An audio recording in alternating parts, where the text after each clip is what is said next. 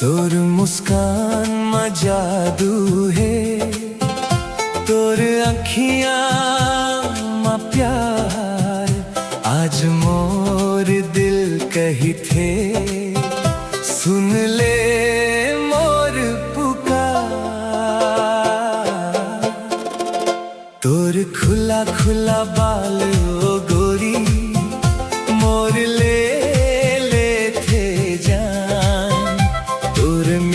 मीठा हसील देख के धड़के मोर परान।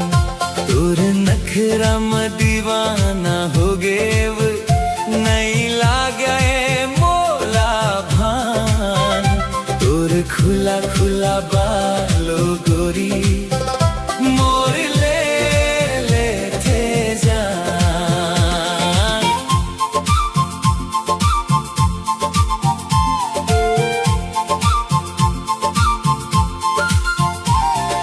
बिहनिया के पहली किरण कस तोर चेहरा चमक रे। महुआ फूल के खुशबू कस तोर माया महक रे। धीरे धीरे चल थस जब पायल बाजे छम छम।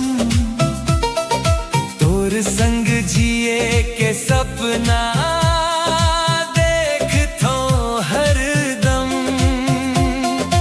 एक झलक में दिल हर लहस का जादू कर डारे। तोर बिना मोर जिंदगी सुना सुना लागे। तोर खुला खुला बालो गोरी, मोर ले थे जान।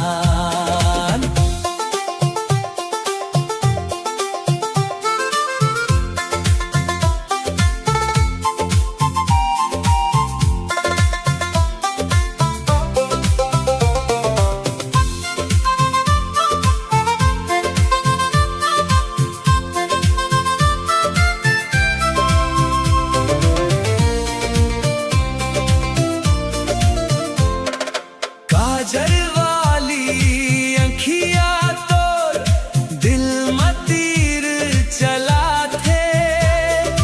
गाल में पड़थे डिंपल जब सांस मोर रुक जाथे।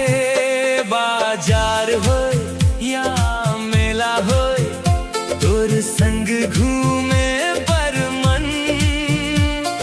हाथ में हाथ धर के जावे ये जीवन। चंदाले सुंदर लागस फूल ले कोमल गात। तोर बर लिखत हवब गोरी, मया भरे हर बात। सावन के बरखा जैसन तोर मया बरसे रे। हर सपना अब तोर नाव बसे रे। दाई ददाल मांग हु तोला, बन जा मोर संगनी। जन्म जन्म तक निभाऊं तोर संगे जिंदगी। तोर खुला खुला बालो गोरी, मोर ले थे जान। तोर मीठा मीठा हसील देख